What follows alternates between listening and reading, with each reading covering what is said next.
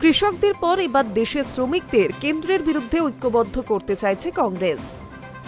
দিল্লিতে দলের নতুন সদর দফতর ইন্দিরা ভবনে অনুষ্ঠিত কংগ্রেস কর্মসমিতির বৈঠক। 28 ডিসেম্বর দলের প্রতিষ্ঠা দিবস। এই দুই উপলক্ষে দলের শীর্ষস্থানীয় প্রায় সব নেতারা এই মুহূর্তে দিল্লিতে। সূত্রের খবর, সেখানেই 100 দিনের প্রকল্পের নাম বদল অর্থাৎ মহাত্মার নাম বাদ দেওয়ার প্রতিবাদে কিভাবে দেশের শ্রমিকদের একত্রিত করে কেন্দ্র বিরোধী আন্দোলনে নতুন করে ঝাঁপিয়ে পড়া যায় সেই নির্দেশই দেওয়া হয়েছে। আগামী বছর কেরলে বিধানসভা নির্বাচন। দাক্ষিণাত্যের রাজ্যের গত কয়েক দশকের প্রথা মেনে এবার সেখানে কংগ্রেসের মসনদে আসার জোরালো হাওয়া রয়েছে। কংগ্রেসের অন্তর্মহলে ফিসফাস, সেক্ষেত্রে বড় দায়িত্ব, অর্থাৎ মুখ্যমন্ত্রী হিসেবে দেখা যেতে পারে বর্তমানে দলের সংগঠনের দায়িত্বে থাকা সাধারণ সম্পাদক কে.সি.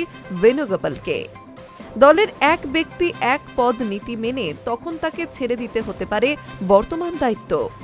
বেণুগোপালের বদলে কাকে আনা হতে পারে দলের এই হট সিটে, তা এই বৈঠকের আলোচ্য বিষয়। ঠিক যেমনটা শোনা যাচ্ছে যে এবার ধীরে ধীরে দলে আরও বড় দায়িত্ব দেওয়া হতে পারে প্রিয়াঙ্কা গান্ধীকে। তবে শনি বাসরীয় বৈঠকের মূল সুর 100 দিনের প্রকল্পের নাম ও চরিত্র বদল নিয়ে কেন্দ্রের প্রতি দেশের শ্রমিক শ্রেণীর ক্ষোভকে কাজে লাগিয়ে দেশ জুড়ে প্রতিবাদ করে তোলা।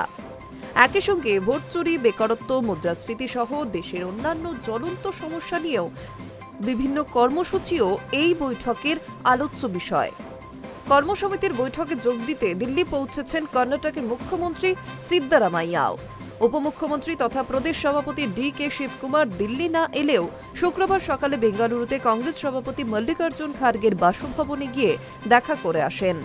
কর্মসমিতির বৈঠকের আগে বা পরে কর্ণাটকের মন্ত্রিসভার রদবদল সংক্রান্ত আলোচনা হওয়ার সম্ভাবনাও রয়েছে। আবার আগামী বছর আসন্ন 5 বিধানসভা নির্বাচনে স্থানীয় কোনো দলের সঙ্গে জোট হবে কিনা, সর্বভারতীয় ক্ষেত্রে ইন্ডিয়াকে আরও সংঘবদ্ধ করতে কি কি পরিকল্পনা নেওয়া উচিত, সমস্ত কিছুই এখন আলোচনার কেন্দ্রবিন্দুতে কংগ্রেসের অন্তর্মহলে। High news network.